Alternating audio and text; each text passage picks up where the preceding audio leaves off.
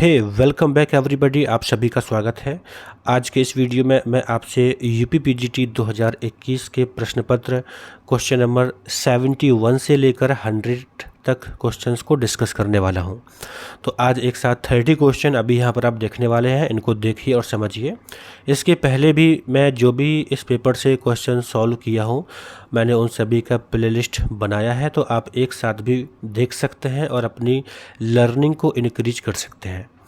तो आइए हम यहाँ पे आंसर्स को समझेंगे और मैं कोशिश करूँगा कि आप आंसर्स को आसानी से अपनी डेली लाइफ के लैंग्वेज के बेस पर सीख पाएँ, ये मैं प्रयास करूँगा। और मैं साइकोलॉजी को इस तरह से लेता भी हूँ कि हमें साइकोलॉजी को डेली लाइफ में यूज़ करके समझना चाहिए, बिकॉज ऐसा करने से बहुत ही आसान हो जाता है।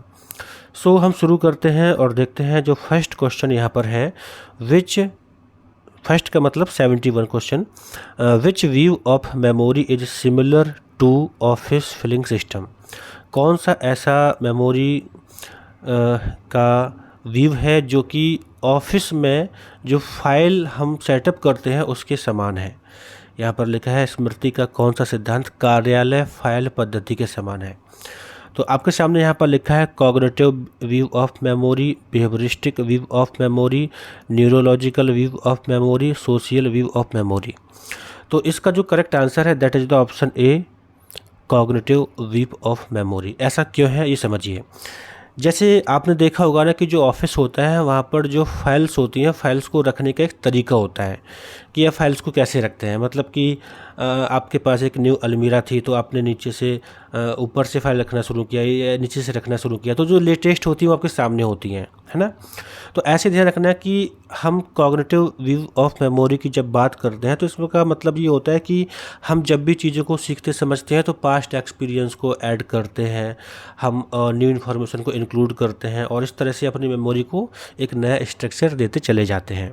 तो उसी तरह से cognitive of view memory something similar होता है आपके जिस तरह से हम अपने ऑफिस में फाइल्स को सेटअप करते हैं। तो ऑप्शन ए आपका सही है।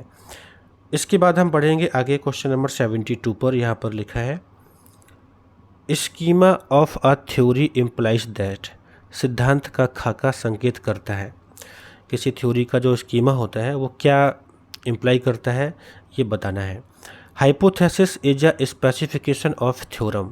जो हाइपोथेसिस है वो स्पेसिफिकेशन होती है किसी थ्योरम की। और इसके बाद दूसरा, theorem is a deduction from postulate. जो प्रमेय का निगमन होता है वो अवधारणा से होता है। तो ध्यान रखिएगा कि यहाँ पर स्टेटमेंट फर्स्ट एंड सेकंड दोनों सही हैं। सो आपका आंसर होगा both first and second are correct. सीधा सीधा आंसर है आपका, ध्यान रखिएगा। Hypothesis is a specification of theorem, परिकल्पना प्रमेय का विशेष वर्णन होता है।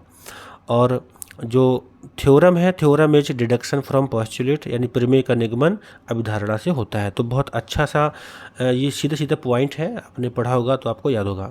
ऑप्शन सी आपका सही है। इसके बाद क्वेश्चन नंबर 73 है जिसमें कहा गया है influence of expectations of tester on responses of testee is known as. परीक्षार्थी की अनुक्रिया पर परीक्षणकर्ता की प्रत्याशा का प्रभाव क्या कहलाता है। यहाँ पे पहला पॉइंट दिया है सेल्फ फुलफिलिंग प्रोफेसी या फिर जनरल मोटिवेशनल फीडबैक। तो आपको यहाँ पर ध्यान रखना है कि सेल्फ फुलफिलिंग प्रोफेसी है जो करेक्ट आंसर है। इसका ऑप्शन आपका ए सही होगा, ओनली वन इज करेक्ट। लेकिन अब हम जानते हैं कि सेल्फ फुलफिलिंग प्रोफेसी होता क्या है। कभी कभी होता है ना कि हम जो सोचते हैं वो सही होता है। आप खुद सोचिए अपने लाइफ में, हम जैसी उम्मीद करते हैं चीज़ें वैसी ही होती हैं, है ना। सो सेल्फ फुलफिलिंग प्रोफेसी क्या होती है? इट इज़ अ प्रिडिक्शन, एक ऐसी भविष्यवाणी जो कि सही बैठती है। अ प्रिडिक्शन दैट कम्स ट्रू, है ना। या फिर हम कह सकते हैं कि हमारी एक्सपेक्टेशन या हमारा विश्वास जो कि हमारे बिहेवियर को इन्फ्लुएंस करता है, क्योंकि हम पहले से वैसे सोचते हैं। जैसे आप सोचो कि कई बार हमारी लाइफ में ऐसा होता है कि हम किसी चीज़ के बारे में पहले से बहुत एक्साइटेड होते हैं, हम एक्सपेक्ट करते हैं कि ऐसा होगा, और उस वजह से या तो वो चीज़ वैसी ही होती है या फिर हमारा बिहेवियर वैसा होता है। तो इसे कहा जाता है सेल्फ फुलफिलिंग प्रोफेसी। यानी जो भी क्वेश्चन है उसमें जो पूछा गया था influence of expectations of tester, यानी जो परीक्षण करता है उसका एक्सपेक्टेशंस होता है जो ऑन रिस्पॉन्स ऑफ टेस्टी, यानी हम जैसे मान लीजिए मैं कोई परीक्षण करता हूँ और आप परीक्षार्थी हैं, तो आप जो रिस्पॉन्स देंगे उसके बारे में मैंने क्या एक्सपेक्टेशंस बना रखी है, तो वो जो कंडीशन है वो आपका सेल्फ फुलफिलिंग प्रोफेसी होगा। ठीक है, ध्यान रखिए। कई बार मैं कहता हूँ ना साइकोलॉजी की टर्मिनोलॉजी को तैयार रखिए, बिकॉज यहाँ से भी क्वेश्चन डिजाइन होते हैं, तो बेसिकली ये वैसा ही है। So this is about self fulfilling prophecy, इसको ध्यान रखिएगा। This is the prediction that comes to do and that influence our behaviours also. ठीक है, ऑप्शन ए आपका सही होगा। क्वेश्चन नंबर 74 है, जिसमें कहा गया है the tendency of the eyes to turn toward each other in a coordinated action to fixate on targets located nearby is called। समीप स्थित लक्ष्यों पर केंद्रित करने के लिए समन्वय की क्रिया में आँखों की एक दूसरे की ओर करने की प्रवृत्ति कहलाती है। जैसे कि आप सोचिए, आप किसी ऑब्जेक्ट को अगर देखना चाहें, वस्तु को देखना चाहें, जैसे आप अपना पेन उठाइए और अपनी आँखों के सामने लाइए, तो अगर आप पेन को जितना आँखों के करीब लाएंगे तो आपकी आँखें उतनी ही ना एक ही साइड में कन्वर्ज होती चली जाती हैं, एक ही साइड में होती चली जाती हैं। तो इसे क्या बोलते हैं? इसे हम बोलते हैं कन्वर्जेंस। ठीक है, जैसे आपने शायद फिजिक्स में पढ़ा होगा, कन्वर्जिंग रेस होती हैं, मतलब कि किसी लेंस से आने वाली किरणें, जिस तरह से ये लेंस है, इस लेंस से आने वाली किरणें एक ही जगह पर मिलती हैं तो कन्वर्जिंग पॉइंट बोलते हैं, कन्वर्जिंग रेस बोलते हैं। तो वैसे ही जब हमारी आँखें जब एक ही दिशा की ओर डायरेक्टेड हो जाती हैं तो वो कंडीशन कन्वर्जेंस कहलाती है। जैसे आप चाहें तो अभी अपने पास में रखे हुए पेन को उठाएं और अपनी आंखों के पास में लाएं, तो आपकी आंखें करीब एक ही दिशा में आ जाती हैं। ठीक है, तो इस तरह से इसका उत्तर है कन्वर्जेंस। आगे बढ़ेंगे, क्वेश्चन नंबर 75 है normal and abnormal behaviour are acquired in the same way through the operation of internal and external environmental influences और contingencies. This is the view of. आंतरिक व बाह्य परिवेश के प्रभावों या संयोगों के संचारित होने से सामान्य व असामान्य व्यवहार का अधिग्रहण एक ही प्रकार से होता है, यह मत है। देखो, ये क्वेश्चन आपके बेसिकली बिहेवियरिज्म को लेकर है।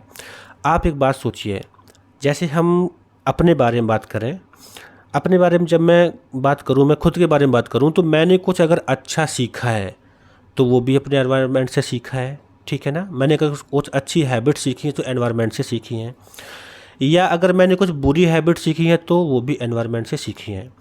तो आपको याद होगा कि जब हम बिहेवियरिज्म को पढ़ते हैं तो उसमें तो ये माना जाता है कि इंसान का कोई भी व्यवहार हो, चाहे नॉर्मल व्यवहार हो यानी अच्छा व्यवहार हो, चाहे एबनॉर्मल खराब व्यवहार हो, असामान्य व्यवहार हो, दोनों लर्निंग प्रोसेस के थ्रू होते हैं। तो इस क्वेश्चन में यही कहा गया है कि normal and abnormal behaviour are acquired in the same way, यानी जिस तरह से हम नॉर्मल बिहेवियर सीखते हैं उसी तरह से हम एबनॉर्मल बिहेवियर सीखते हैं through the operation of internal and external environment. हम अपने इंटरनल और एक्सटर्नल एनवायरनमेंट के इन्फ्लुएंस इन चीज़ों को सीखते हैं। तो ये व्यू किसका है? तो ये व्यू आपका है बिहेवियरल मॉडल का। तो आंसर होगा आपका ए। देखो, आपको मैं बताना चाहता हूँ कि साइकोलॉजी में डिफरेंट पर्सपेक्टिव होते हैं, अलग अलग चीज़ों को अलग अलग तरीके से समझा जाता है। तो बिहेवियरल मॉडल कहता है कि जो भी इंसान का नॉर्मल व्यवहार हो या एबनॉर्मल व्यवहार हो, दोनों लर्निंग के थ्रू होता है। और लेकिन न्यूरोलॉजिकल मॉडल क्या बोलता है कि जो एबनॉर्मल व्यवहार होता है वो होता है बिकॉज हमारे न्यूरोलॉजी में कुछ प्रॉब्लम होती है। ठीक है, अब जो कॉग्निटिव थ्योरी है वो क्या बोलती है कि जो एबनॉर्मल व्यवहार होता है वो होता है क्योंकि कॉग्निशन में कुछ गड़बड़ होती है। ठीक है ना, तो इस तरीके से अलग अलग जो पर्सपेक्टिव है अलग अलग तरीके से आंसर देते हैं। इस क्वेश्चन में जो पूछा गया था उसके हिसाब से आपका बिहेवियरल मॉडल आपका सही आंसर होगा। और यहाँ पे ये जो साइको एनालिटिकल मॉडल है जो ऑप्शन में बोला गया है, ये तो पढ़ा होगा अपने, सिगमंड फ्राइड ने इसको दिया था, जिसमें पास्ट एक्सपीरियंस, चाइल्डहुड एक्सपीरियंस को लेकर बात कही गई थी, यानी उसकी वजह से व्यवहार एबनॉर्मल होता है। मेडिकल मॉडल बोलता है कि हमारी बायोलॉजी में इश्यू होता है। ठीक है ना, तो बहुत अच्छा क्वेश्चन है और ऐसे क्वेश्चन डायरेक्टली नहीं मिलते हैं। बेसिकली हम जब बड़े स्तर से सोचते हैं, स्टडी करते हैं, तो हमें एक्सपीरियंस हो जाता है कि कहाँ कैसी चीज़ें हैं। ठीक है, तो इसका जो करेक्ट आंसर है that is the option A.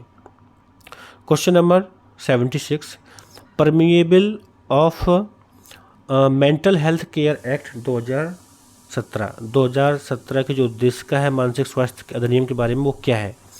ये क्वेश्चन ऐसा है कि अगर आप थोड़ा कॉमन सेंस रखते हैं और आपने पहले कभी ना पढ़ा हो तब भी उत्तर दे सकते हैं। देखिए, जो मानसिक स्वास्थ्य अधिनियम है, बेसिकली अभी तो ये सब कुछ नए स्टेज पर है इंडिया में और बहुत ग्रोथ होनी है, इसीलिए मैं कहता हूँ कि साइकोलॉजी का फील्ड इमर्ज करेगा, बढ़ेगा, आपको मौके मिलेंगे। ठीक है, तो ये क्वेश्चन बड़ा आसान है। मानसिक स्वास्थ्य अधिनियम है, बेसिकली वो आपसे बात करता है ओवरऑल तरीके से हमारे मेंटल हेल्थ को अच्छे से बनाए रखने के लिए।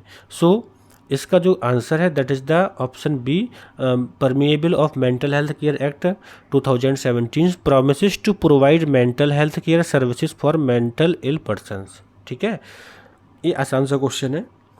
आप यहाँ पे देखेंगे डी, सी और ए थोड़े ये सार्थक नहीं होते हैं, तो आसानी से इसको तो सही कर ही सकते हैं। तो ध्यान रखिएगा, बहुत सारे क्वेश्चन ऐसे होते हैं जो आपके कॉमन सेंस के बेस पर होते हैं, थोड़ा सा दिमाग लगाने पर वो उत्तर आ जाते हैं। अगला क्वेश्चन देखते हैं 77, जिसमें कहा गया है group test can be differentiated from individual test on the basis of. हम साइकोलॉजी में बहुत सारी टेस्ट की बात करते हैं, परीक्षणों की बात करते हैं, तो इंडिविजुअल टेस्ट और ग्रुप टेस्ट अलग अलग होते हैं। ग्रुप टेस्ट ग्रुप पर अप्लाई होते हैं और इंडिविजुअल यानी एक व्यक्ति पर अप्लाई होते हैं। ये कैसे कैसे अलग हो सकते हैं? तो देखिए, हम जब ग्रुप टेस्ट की बात करेंगे और इंडिविजुअल की बात करेंगे, दोनों अलग होते हैं। तो यहाँ पे कंडीशंस दी गई हैं आपको, यहाँ पर जो कंडीशंस दी गई हैं उसमें से देखिए, form and arrangement of item, यानी हम अपने टेस्ट में पदों के जो रूप होंगे, उनकी व्यवस्था है, अरेंजमेंट क्या है, वो इंडिविजुअल में अलग होंगे और ग्रुप में अलग होंगे। टेस्टिंग आउट सिचुएशंस जो होंगी वो इंडिविजुअल की अलग होंगी और ग्रुप की अलग होंगी। रोल ऑफ टेस्टर, जो टेस्टर का रोल है वो भी अलग अलग होगा। तो यहाँ पे all of the above conditions है, ऑल ऑफ द अबव यानी तीनों कंडीशंस हैं जिसमें इंडिविजुअल और ग्रुप टेस्ट अलग अलग हो सकते हैं। तो आपका ऑप्शन डी यहाँ पे सही है। आगे बढ़ते हैं, क्वेश्चन नंबर 78 है, it is not possible to thread a needle और राइड अ बाइसिकल। सुई में धागा डालना अथवा साइकिल की सवारी करना संभव नहीं है। ठीक है, किसके बिना संभव नहीं है या फिर किसके साथ संभव नहीं है, इस तरह से क्वेश्चन डिजाइन किया गया है। आपके सामने दिया गया है कि it is not possible to thread a needle और ride a bicycle with form perception, without form perception, without depth perception, with depth perception. देखो, आपको एक कॉन्सेप्ट समझना है डेप्थ परसेप्शन का। डेप्थ परसेप्शन हम पढ़ते हैं कॉग्निटिव साइकोलॉजी में और एक बहुत ही बेहतरीन कॉन्सेप्ट है। मैं इसको तो बहुत अच्छे से डिस्कस किया हूँ, जो मैंने कुछ अलग से वीडियो बनाए हैं special to the point psychology के, वहाँ पर मैंने डिस्कस किया है।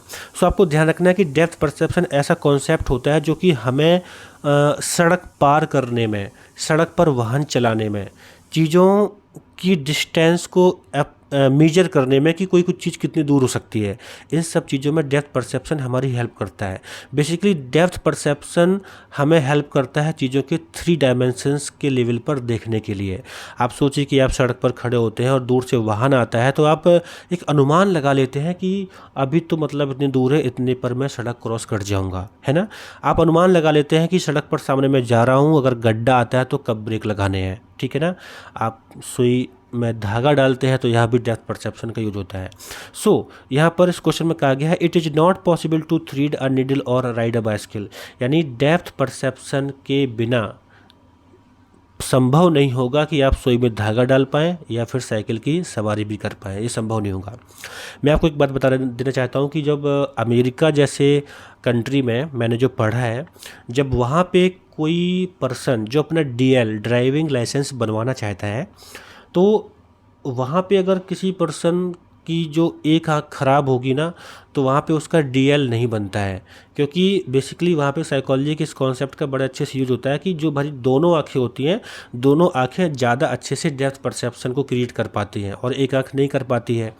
तो वहाँ पर ऐसा होता है कि इस बात का ख्याल रखा जाता है कि ऐसे ड्राइवर्स ना हो जो कि सड़क पर आके कोई एक्सीडेंटल कॉज क्रिएट कर सके, तो वहाँ पे इस बात का ध्यान रखा जाता है। बट अपने का यहाँ पर क्या है वो आप भी समझते होंगे, तो इस बात को ध्यान रखिएगा कि डेप्थ परसेप्शन जो है वो दोनों आँखों से यानी ज़्यादा अच्छा होता है और हमें हेल्प करता है चलने में और आगे सड़क क्रॉस करने में और अन्य कार्यों में। ठीक है, तो इसका जो आंसर है that is the option C, without depth perception. बिना डेप्थ परसेप्शन के यह पॉसिबल नहीं है कि हम साइकिल की सवारी कर पाएँ या फिर सुई में धागा डाल पाएँ।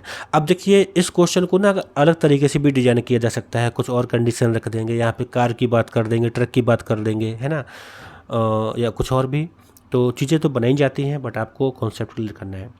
इसके बाद नेक्स्ट क्वेश्चन है 79। ये क्वेश्चन है आपका, group tension can not be reduced by. देखिए ये क्वेश्चन आपका सोशल साइकोलॉजी से है। आप जानते हैं कि जब समाज में बहुत सारे लोग रहते हैं और बहुत सारे लोग खासतौर पर जब अलग अलग कास्ट से हों या रिलीजियन से हों, कैटेगरी से हों, मतलब जब लोगों में विभिन्नताएं हों, जैसे कि भारत देश के बारे में कहा जाता है ना कि यहाँ तो बहुत यूनिटी है, सॉरी यहाँ तो बहुत डाइवर्सिटी है, फिर भी यूनिटी है ना, वो सब ठीक है। तो group tension can not be reduced by, group tension को कब कम नहीं किया जा सकता है। सो देखो, आप सोच के देखो, अगर हमारा मान लीजिए कोई एक गांव है, ठीक है, अगर हमारा एक गांव पूरा एक ही जैसे लोगों का है, मतलब लोगों में कोई भी किसी बेस पर भेदभाव नहीं है, किसी भी तरह से लोगों की अलग अलग कैटेगरी का कोई सिस्टम ही नहीं है, तो वहाँ पे लोग एक जैसे ही होंगे, कोई प्रॉब्लम नहीं होगी। लेकिन अगर एक गांव में मल्टीपल टाइप्स की कैटेगरी की लोग को क्रिएट कर दिया जाए, यानी धर्म के आधार पर या जाति के आधार पर या इकोनॉमिक लेवल के आधार पर लोगों में अगर कैटेगरी बन जाए, तो वहाँ पे तो तनाव होने के चांस बढ़ेंगे ना, क्योंकि जब कैटेगरीज होती हैं तो लोगों में तनाव होते हैं।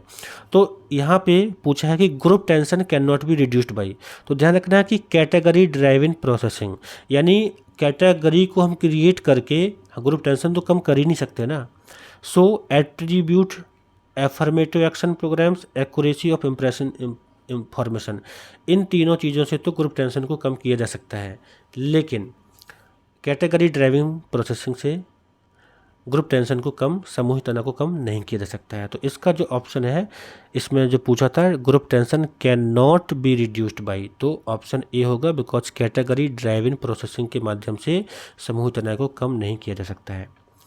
इसके बाद आगे बढ़ेंगे, क्वेश्चन नंबर 80 है, advocacy of educational guidance illustrates. शैक्षिक निर्देशन का जो पक्ष है वो समर्थन करता है, क्या करता है, सीधा आंसर ध्यान रखिएगा, individual difference need to be recognised.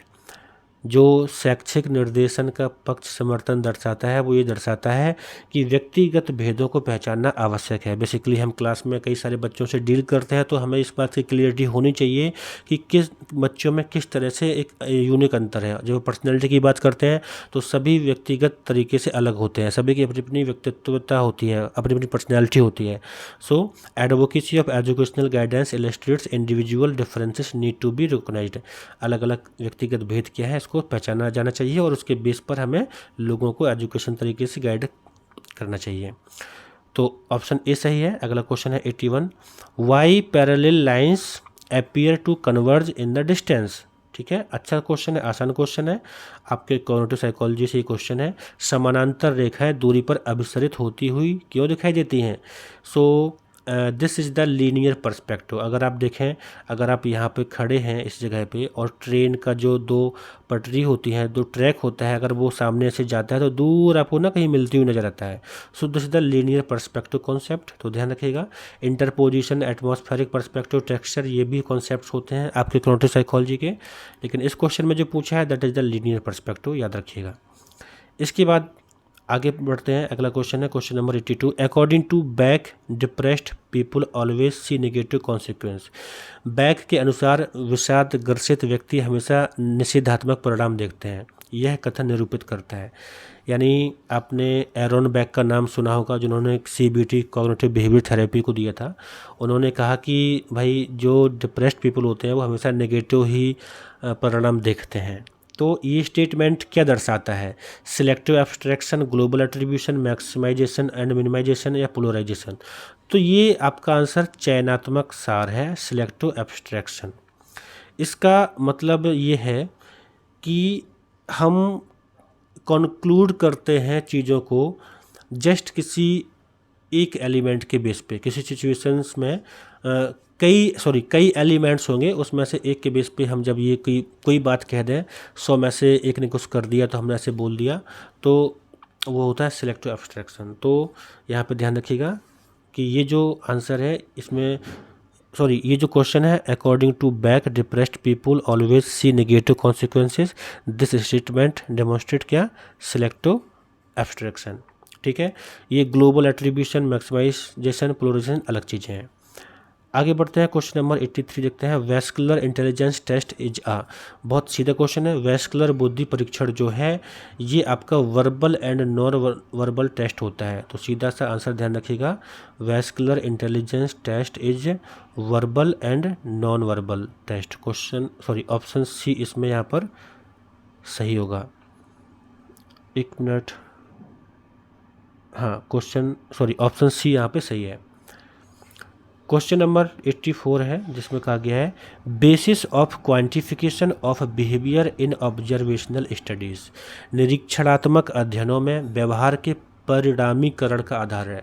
यानी जब हम ऑब्जर्वेशनल स्टडीज़ करते हैं तो उस टाइम पे बिहेवियर को जिस तरह से क्वांटिफाई करते हैं वो कैसे कैसे होता है। तो यहाँ पर ध्यान रखना है कि ऑब्जर्वेशनल कंडीशन में बिहेवियर का क्वांटिफिकेशन जो करते हैं उसमें फ्रिक्वेंसी भी मेथड यूज होता है। यानी कोई बिहेवियर कितने बार होता है, जैसे मान लो मैं ऑब्जर्वेशन कर रहा हूँ किसी स्टूडेंट पर, उसकी पढ़ाई पर, तो कितने अच्छे से पढ़ता है, कितनी बार दिन में पढ़ता है, ड्यूरेशन कितनी देर तक पढ़ता है, इंटरवल कितने अंतराल में पढ़ता है। तो यानी frequency, duration and interval method, ये तीनों ऐसे मेथड हैं जो कि किसी ऑब्जर्वेशनल स्टडी में बिहेवियर को क्वान्टिफाई करते हैं। तो all of the above answer आपका यहाँ पे सही होगा। Question number 85, what are the 2 ways in which psychological disorder can be treated. तरीके जिसमें साइकोलॉजिकल डिसऑर्डर को ठीक किया जा सकता है। सीधा सीधा आंसर है साइकोथेरेपी एंड बायोमेडिकल थेरेपी।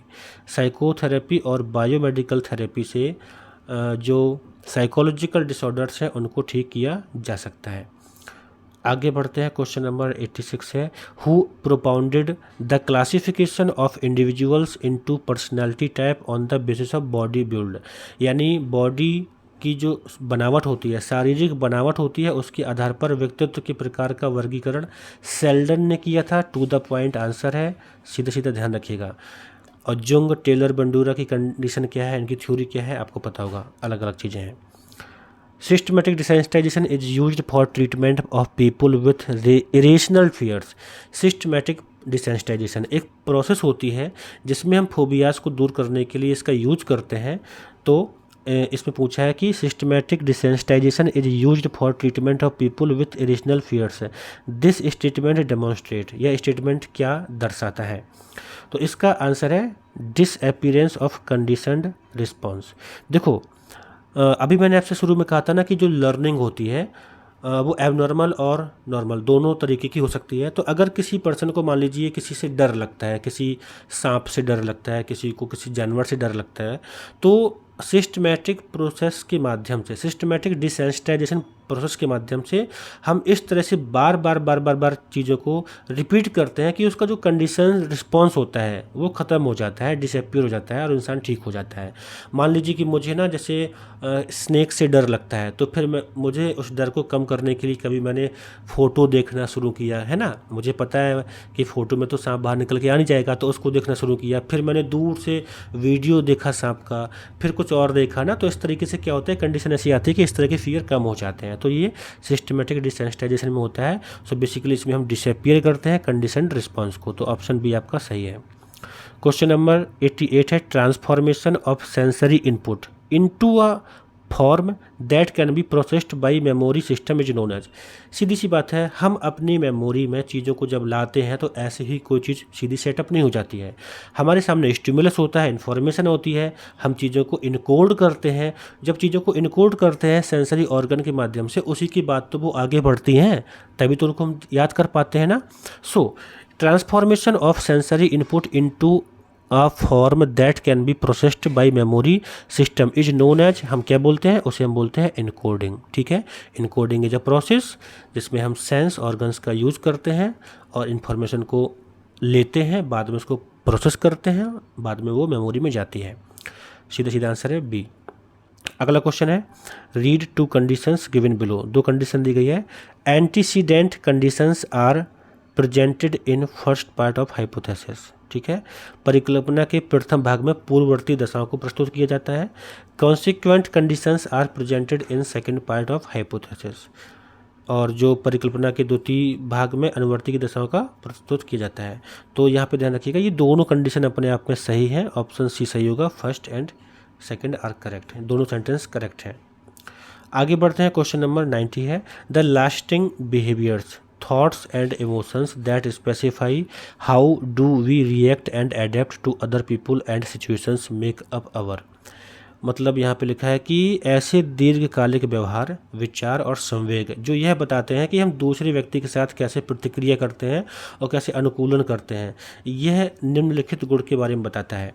देखो, बिलीव्स, एटीट्यूड्स, पर्सनैलिटी, इंटेलिजेंस, आपने इनके बारे में पढ़ा होगा, लेकिन हमें हो सकता है कि क्लियरिटी ना हो कि इनमें अंदर क्या होता है। सो बेसिकली ऐसे लास्टिंग बिहेवियर का मतलब है ऐसे बिहेवियर जो लंबे समय तक रहते हैं, ऐसे विचार हमारे, ऐसे इमोशंस जो स्पेसिफाई करते हैं कि हाउ डू वी रिएक्ट, हम कैसे रिएक्ट करते हैं, एंड हम खुद को कैसे एडेप्ट करते हैं दूसरे लोगों के साथ में।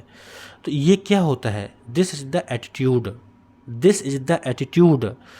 ठीक है ना, एटीट्यूड की डेफिनेशन में कई बार हम पढ़ते हैं ना, the way of behaviour how we think and react. So this is the attitude कि हमारे ऐसे लंबे व्यवहार कि हम जब विचारों को लेके, इमोशंस को लेके हम दूसरों के साथ में रिएक्ट करते हैं, अडेप्ट करते हैं। ठीक है ना, तो ये एटीट्यूड होता है। और ध्यान रखिएगा कि एटीट्यूड और बिलीफ में एक अंतर होता है। बिलीफ जो हमारे होते हैं ये विदाउट फैक्ट्स ट्रू हो जाते हैं, मतलब हमने जो भी सीख रखा है वो सही है। और हमारे जो बिलीव्स होते हैं ये हमारे मोरल्स हो सकते हैं, स्पिरिचुअल कंडीशंस हो सकती हैं, पॉलिटिकल थॉट्स हो सकते हैं, सोशल थॉट्स हो सकते हैं। ठीक है, तो बिलीव्स मे बी इनकरेक्ट क्योंकि ये बस हमने सीख ली होती है, विश्वास होते हैं। लेकिन एटीट्यूड्स जो होते हैं, attitudes are the result of value and belief. हमारी जो वैल्यू और जो बिलीफ दोनों चीज़ें जब मिल जाती हैं तब बनते हैं एटीट्यूड। तो ऑप्शन आपका यहाँ पे ए सही है, ध्यान रखिएगा। Next question is sense of the location of body part in relation to the ground and each other is called. ये अच्छा क्वेश्चन है, इसके बारे में पहले बता चुका हूँ। इसका सीधा सीधा आंसर है काइनेस्थेटिक सेंस। शारीरिक अंगों का परस्पर व जमीन के साथ जो निर्धारण का संवेदन होता है, that is the kinesthetic sense. Olfactory sense आपके जो घ्राण संवेदना होती है ना, गंध संवेदना बोलते हैं, नाक से जो आप फील करते हैं वो होता है ऑल्फैक्टरी सेंस। विजुअल तो देखने का होता है, वेस्टिबुलर आपके ईयर में होता है, बैलेंस के लिए होता है, बट वो कान में होता है। काइनेस्थेटिक सेंस होता है शरीर का बैलेंस जमीन के साथ में। ठीक है, तो ये सी ऑप्शन सही है आपका। अगला क्वेश्चन है emotional expression of an adult age. जो इमोशनल एक्सप्रेशन होते हैं किसी प्रौढ़ के, वो कैसे हो सकते हैं, इननेट यानी जन्म से, लर्न सीखे हुए, या फिर इननेट और लर्न यानी जन्मजात या अधिगमित दोनों, या कल्चर नॉन स्पेसिफिक। इसका सीधा आंसर है कि किसी प्रौढ़ के, एडल्ट के जो इमोशनल एक्सप्रेशन है वो इननेट यानी जन्मजात और लर्न यानी सीखे हुए हो सकते हैं।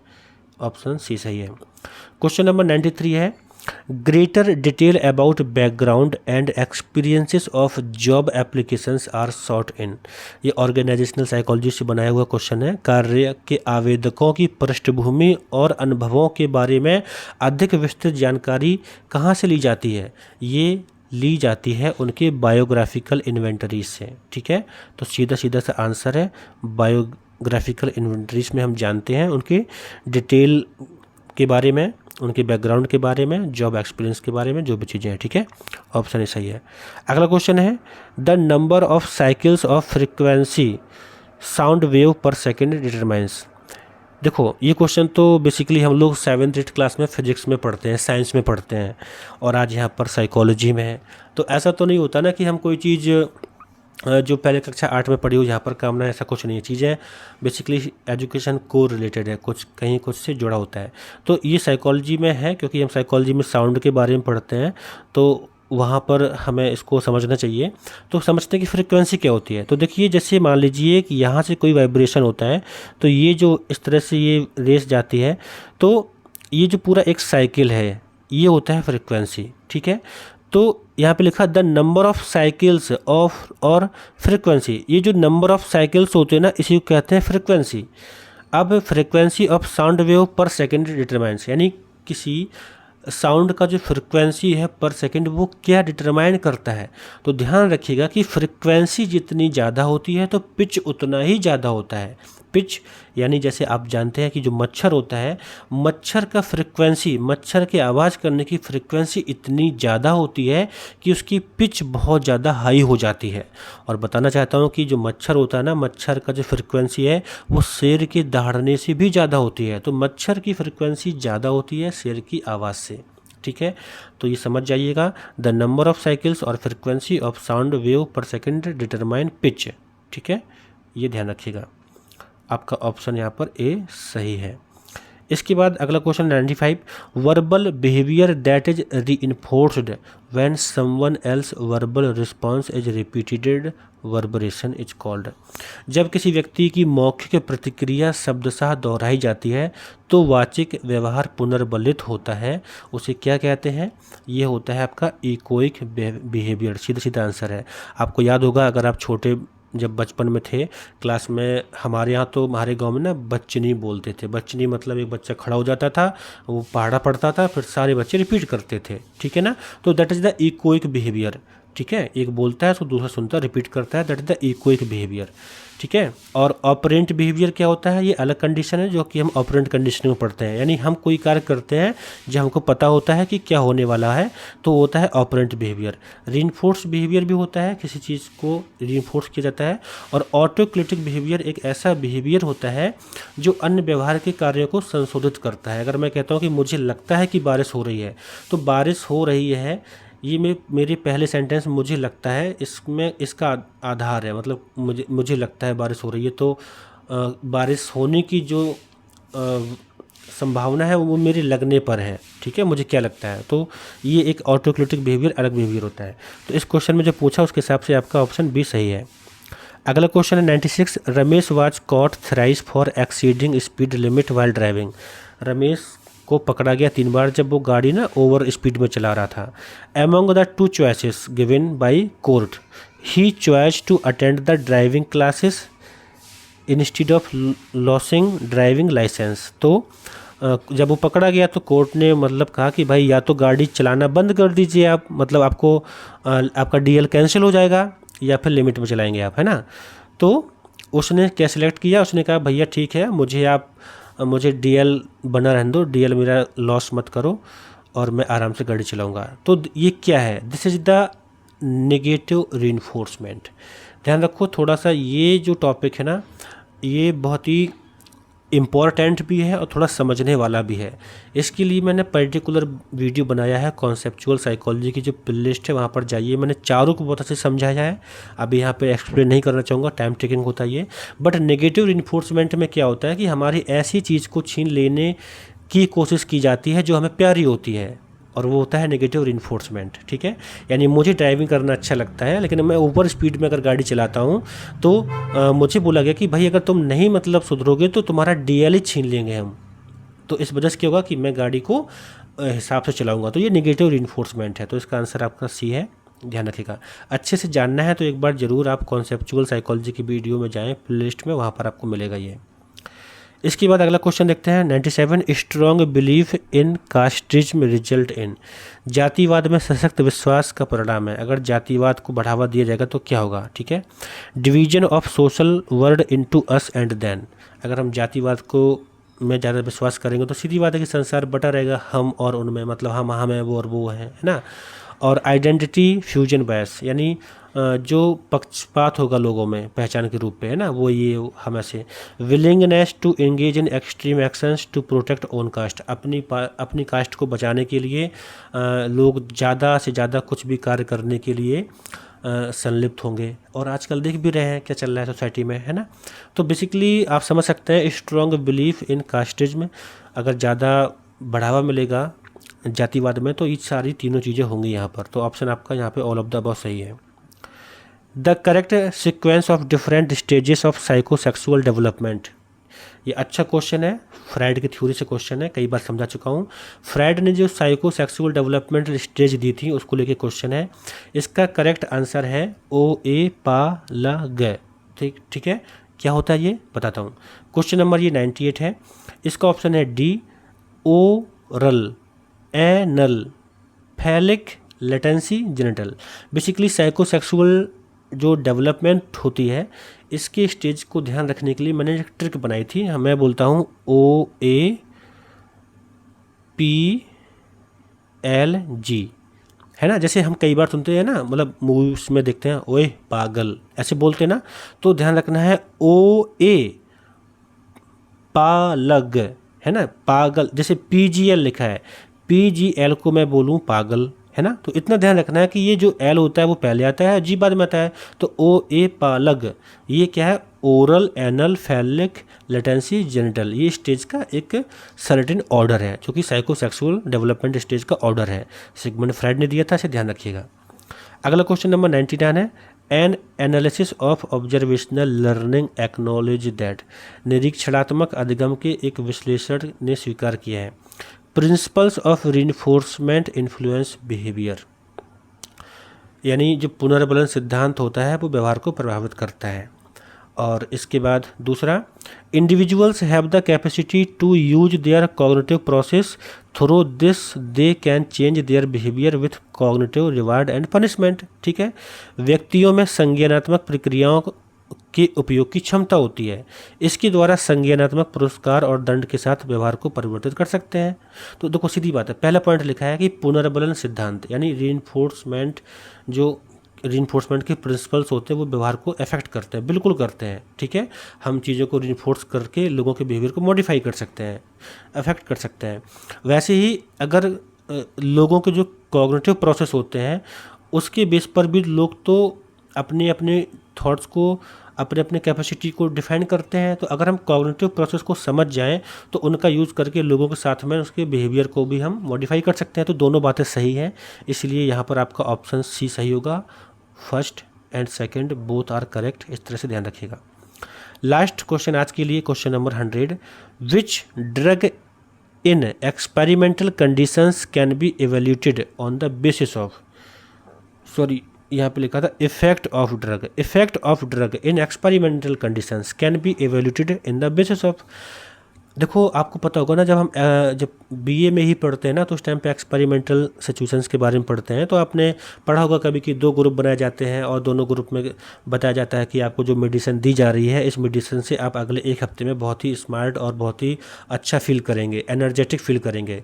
और हम एक ग्रुप ऐसा है जिसको हम थोड़ा सा अच्छी सी न्यूट्रिटिव मेडिसिन देते हैं, न्यूट्रिशन देते हैं कि वो एक्टिव फील करें। और एक ऐसा ग्रुप है जिसमें कुछ नहीं है, ओनली टैबलेट्स होती है पर उसमें कुछ होता ही नहीं है। ठीक है, फेक डमी टैबलेट्स होती हैं।